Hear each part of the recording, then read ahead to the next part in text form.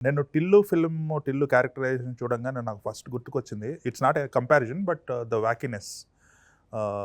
'Big Lebowski' మీరు చూసే ఉంటారు కదా! అవునవును. మీరు లాస్ట్ టైం కూడా you mentioned that yeah! When we spoke.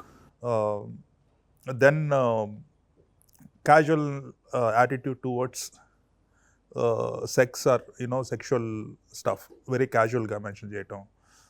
కాలిఫోర్నికేషన్ మీరు చూసుంటారు అది. యా. సో ఇటువంటివి ఏమన్నా మీరు వైల్ రైటింగ్ కొంచెం ఇన్ఫ్లుయెన్స్ ఏమైనా పడుతుంటుందా లేదండి, రైటింగ్ మీద? Not at all.